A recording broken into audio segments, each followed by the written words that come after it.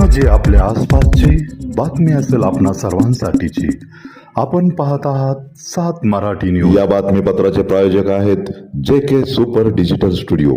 Videography आणि फोटोग्राफीच्या दुनियेतील एक विश्वसनीय नाव. दलित समाजावरील अन्याय दूर करून त्यांच्या आयुष्यात परिवर्तन घडवण्याच्या संघर्षात मैलाचा टप्पा ठरलेल्या घटनाकार डॉक्टर बाबासाहेब आंबेडकर यांच्या चौदार तळे आंदोलनाचे शताब्दी वर्षात पदार्पण होत आहे. या निमित्ताने रिपब्लिकन पक्षाच्या वतीने वर्षभर विविध कार्यक्रमाचे आयोजन केले जाणार असल्याची माहिती केंद्रीय सामाजिक न्याय मंत्री आणि पक्षाचे राष्ट्रीय अध्यक्ष रामदास आठवले यांनी आज पुण्यात पत्रकार परिषदेत दिली.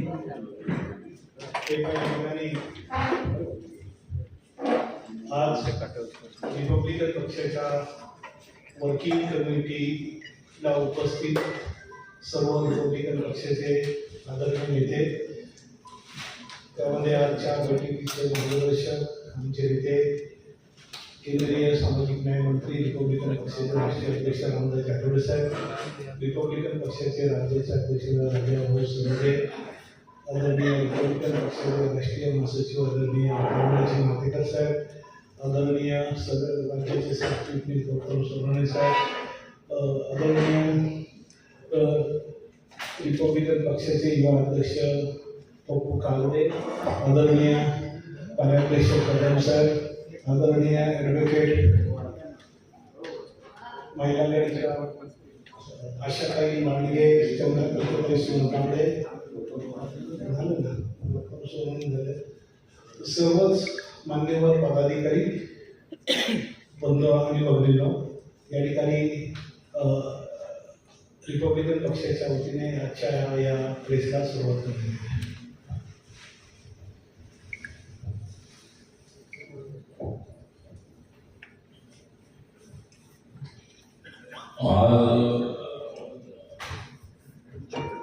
आज पुण्यामध्ये रिपब्लिकन पार्टी ऑफ इंडियाच्या एवढं कार्यकर्त्यांची बैठक आज पुण्यात आली होती. त्या बैठकीमध्ये मेन विषय होता तो बाबासाहेब आंबेडकरांनी 19-20 मार्च 1927 महाडमधल्या 14 तळ्यांचा सत्याग्रह केला होता. त्याला 99 वर्षे पूर्ण होऊन 100व्या वर्षामध्ये पदार्पण केलेलं आहे. आणि बाबासाहेब आंबेडकरांना 14 तळाच्या सत्याग्रहासाठी करावा लागला होता. बाबासाहेबांनी त्यांचा समाज हिंदू असून सुद्धा त्यांना गावाच्या अनोट्यावर पाणी पिण्याची संधी नव्हती. त्यांना पाणी प्यायला मिळत नव्हतं असं नाही, पण हक्काची लढाई होती. आम्हाला सुद्धा आमचा हक्क मिळाला पाहिजे, आम्हाला सुद्धा आमचा अधिकार मिळाला पाहिजे, आमचा अपमान होता कामा नये. म्हणून बाबासाहेब आंबेडकरांनी 14 तळ्यांचा सत्याग्रह केला होता. त्या सत्याग्रहाच्या नंतर आज नल से जल नरेंद्र मोदींची स्कीम आहे. त्यानंतर अनेक दलित वस्त्यांमध्ये नळाच्याद्वारे पाणी पोचलेलं आहे. खेड्यापाड्यांमध्ये सुद्धा या विषयावर तसा तेवढा वाद नाही. त्यामुळे 100 वर्षानंतर मोठी प्रगती झालेली आहे. बाबासाहेब आंबेडकर 19 आणि 20 मार्च 27 त्या ठिकाणी गेल्यानंतर तुफान झडप झाली होती. गेल्या 25-30 वर्षामध्ये मी सातत्याने त्या ठिकाणी जातो. माझ्या अंगावर कोणी दगड मारलेला नाही. 14 तळ्याच्या पाण्याला स्पर्श करण्यासाठी त्या ठिकाणी जातो. पण महाडमधले ब्राह्मण असतील, कुणबी असतील, मराठा असतील, सर्व समाजाचे लोक त्या ठिकाणी आमचं स्वागत करण्यासाठी येतात. त्यामुळे हा 100 वर्षानंतर झालेला हा बराचसा बदल आहे. तर आता या निमित्ताने वर्षभर रिपब्लिकन पार्टी ऑफ इंडियाच्या वतीने वेगवेगळे कार्यक्रम काय घ्यायचे या संबंधामध्ये चर्चा झाली आणि त्याच्यामध्ये अनेक कार्यकर्त्यांकडून सूचना आल्या आणि त्याच्यामध्ये एक महत्वाची सूचना आली की प्रत्येक डिव्हिजनमध्ये एक सामाजिक समता परिषद यादी करायची आणि सामाजिक समतेसाठी काम करणाऱ्या विविध जाती जमातीच्या नेत्यांना विचारवंतांना त्यामध्ये बोलू, त्यामध्ये आपण पुढे काय करण्यात आवश्यक आहे आणि त्याच्यासाठी बरीचशी संपलेली असली तरी अजूनही जाती व्यवस्था पूर्ण संपलेली नाही. आज ही खेड्यापाड्यातल्या दलितांवरती अत्याचार होत आहे. ते अत्याचार होऊ नये यासाठी सुद्धा सर्वांनी प्रयत्न करणं अत्यंत आवश्यक आहे. सामाजिक सरोवर निर्माण करणं अत्यंत आवश्यक आहे.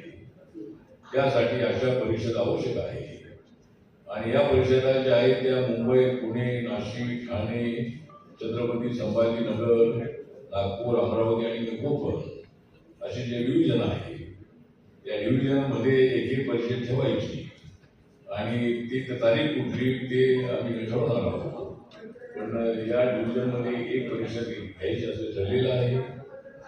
त्यानंतर 14 तळे सत्याग्रह शताब्दी निमित्त राज्यभर एक समता परिवर्तन यात्रा अशा पद्धतीची यात्रा माझ्या उपस्थितीमध्ये आणि माझ्या सर्व स्टेट कमिटीच्या नेत्यांच्या उपस्थितीमध्ये काढण्याचं ठरवलेलं आहे. आणि 14 ऑक्टोबर हा बाबासाहेब आंबेडकरांनी धर्मांतर केल्याचा दिवस आहे. बाबासाहेबांनी 14 ऑक्टोबर 1956 आम्ही हिंदू धर्मात राहून सुद्धा आम्हाला न्याय मिळत नाही आणि म्हणून बाबासाहेब आंबेडकरांनी निर्णय घेतला आणि समतेवर आधारलेला, मानवतेवर आधारलेला, मनात अहंकार काढून टाकणारा अशा पद्धतीचा विज्ञानवादी बौद्ध धर्म हा त्यांनी स्वीकारलेला होता 14 ऑक्टोबर 56. तर त्या दिवसाचं महत्व लक्षामध्ये घेऊन 14 ऑक्टोबरला सातारा हे जे ठिकाण आहे हे बाबासाहेब आंबेडकरांचे वडील सुभेदार रामजी आंबेडकर हे आर्मीमध्ये होते. तिथून रिटायर झाल्यानंतर ते साताऱ्यामध्ये राहायला गेले होते. त्या ठिकाणी इरिगेशन डिपार्टमेंटमध्ये काम करत होते. त्यावेळेला बाबासाहेब आंबेडकर प्रायमरी स्कूलमध्ये त्या साताऱ्यामध्ये जात होते. पण बाबासाहेबांना शाळेच्या आतमध्ये जाण्याचा प्रयत्न होता. ते शाळेच्या बाहेर शिकत होते. तर त्या ठिकाणी हिमायतचे स्मारक आहे. बाबासाहेब आंबेडकरांच्या ज्या मातोश्री आहेत त्या मातोश्री भीमाबाई आंबेडकर, तर त्यांचं स्मारक सुद्धा त्या ठिकाणी आहे. त्यांचा मृत्यू त्या ठिकाणी झाला होता. म्हणून या शहराचं मोठं लक्षामध्ये घेऊन आणि राजश्री शाहू महाराज जे आहेत त्या राजश्री शाहू महाराजांचा, छत्रपती शिवाजी महाराजांचा अत्यंत महत्वाचा असा जो जिल्हा म्हणून ओळखला जातो आणि म्हणून तिथून 14 ऑक्टोबर या दिवशी एक समता परिवर्तन यात्रा काढण्याचं नक्की करण्यात आलेलं आहे आणि त्याचा 10 नोव्हेंबरला पुण्यामध्ये भव्य स्वरूपामध्ये त्या ठिकाणी त्याचा समारोप करण्याचं ठरवलेलं आहे. आणि ही जी यात्रा ही यात्रा साताऱ्यातून कोकणातून पुढे म्हणजे त्याचा आम्ही ठरवतो म्हणजे संपूर्ण महाराष्ट्रामध्ये सर्व जिल्हे आहेत त्या सर्व जिल्ह्यांना भेट देते आणि तालुक्याला रूटमध्ये भेट देते. ही यात्रा ही संपूर्ण महाराष्ट्रामध्ये आम्ही काढण्याचं नक्की केलेलं आहे आणि त्या ठिकाणी त्या दृष्टिकोनातून आमचा प्रयत्न राहणार आहे.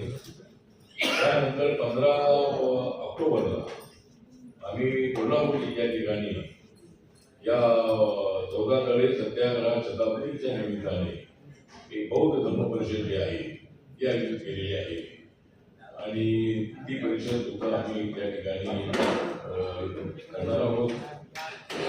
अशा पद्धतीनं आजच्या या बैठकीमध्ये कार्यक्रम ठरवण्यात आलेला आहे. त्यानंतर हे ठरवण्यात आलेलं आहे की एक विचारवंतांचं साहित्य संमेलन जे आहे ते साहित्य संमेलन घ्यायचं आणि 100 वर्षामध्ये किती प्रगती झालेली आहे, अजून आपल्याला काय त्यामध्ये बदल करणं आवश्यक आहे समाजाला अजून पुढे घेऊन जाण्यासाठी किंवा दलित संवर्धन जाहीर निर्माण करण्यासाठी काय काय आपल्याला करणं आवश्यक आहे या सगळ्या बाबींचा विचार करण्यासाठी एक साहित्य संमेलन सुद्धा एक ठेवण्याचं हे ठेवण्यात आलेलं आहे. त्याचबरोबर एक महिलांची परिषद जी आहे महिला समता परिषद अशा पद्धतीची परिषद ठरवलेलं आहे. त्यानंतर शाहिरांच्या स्पर्धा घेण्याचंही नक्की करण्यात आलेलं आहे. त्याचबरोबर क्रीडा स्पर्धा ज्या आहेत त्याच्यामध्ये क्रिकेट आहे, फुटबॉल आहे, व्हॉलीबॉल आहे, कबड्डी आहे, हॉकी आहे, अजून जे काही गेम्स आहे ते त्यासाठी सुद्धा ठरवलेलं आहे. आणि त्याचा बाबासाहेब आंबेडकरांच्या नावाने जसं आता जर कुस्ती असेल तर जशी महाराष्ट्र केसरी आहे अशा पद्धतीची बाबासाहेब आंबेडकर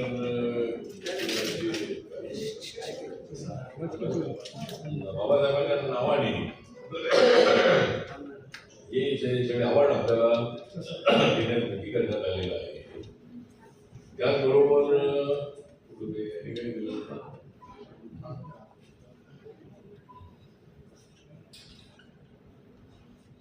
अशा पद्धतीने आमचा कार्यक्रम ठरले. त्याच्या तारखा फक्त आम्ही रॅलीची त्या तारीख आहे की स्टार्ट आणि एंडचा आम्ही ठरवलेला आहे.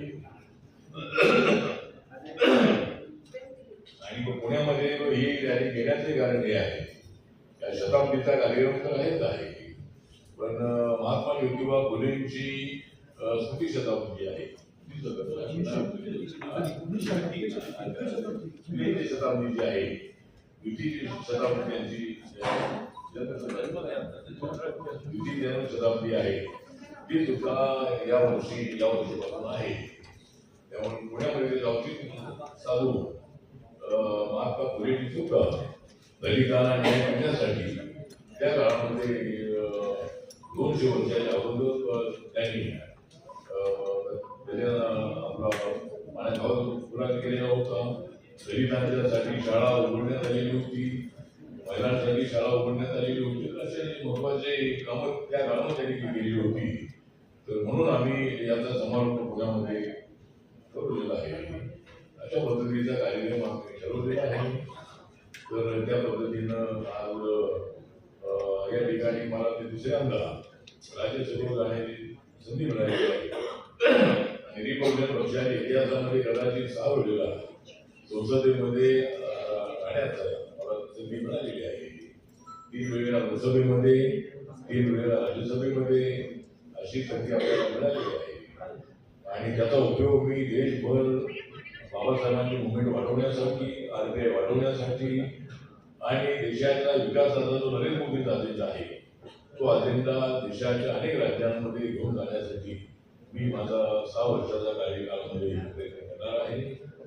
सध्या 5 राज्यांमध्ये ज्या निवडणुका आहेत त्या 5 राज्याच्या निवडणुकांमध्ये रिपब्लिकन पक्षाने असा निर्णय घेतला कमिटीने की वेस्ट बेंगॉलमध्ये एक जागा राहायची नाही.